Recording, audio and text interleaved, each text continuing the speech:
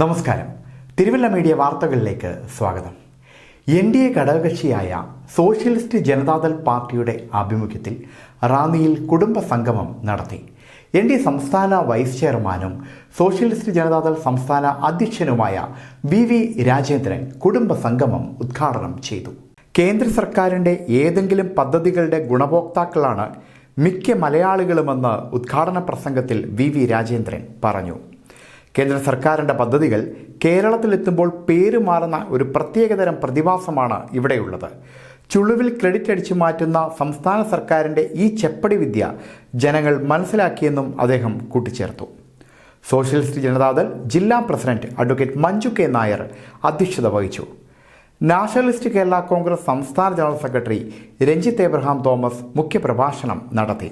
ജനങ്ങൾ നേരിടുന്ന അടിസ്ഥാന പ്രശ്നങ്ങളെപ്പറ്റിയും പത്തനംതിട്ട പാർലമെന്റ് മണ്ഡലത്തിൽ ഉണ്ടാകേണ്ട വികസനങ്ങളെപ്പറ്റിയും അദ്ദേഹം പ്രവർത്തകരുമായി സംവദിച്ചു.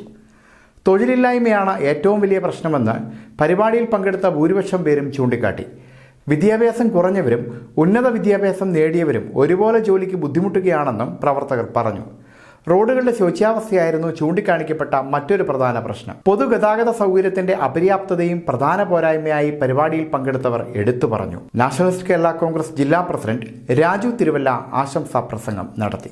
സോഷ്യലിസ്റ്റ് ജനതാദൾ ജില്ലാ secretary KK Sumesh, socialist Mahila Janata ജില്ലാ പ്രസിഡന്റ് സ്മിത ഉദയൻ, സോഷ്യലിസ്റ്റ് ജനതാദൾ റാന്നി നിയോജക മണ്ഡലം president MT Joseph, MR Ajayakumar, PG Gopan, Vineesh V Kuttappan, Rajin P John, MK Raji, PR Radhamani, Manju Santhosh, Maya Arunkumar എന്നിവർ പരിപാടിക്ക് നേതൃത്വം നൽകി. News desk Thiruvalla media.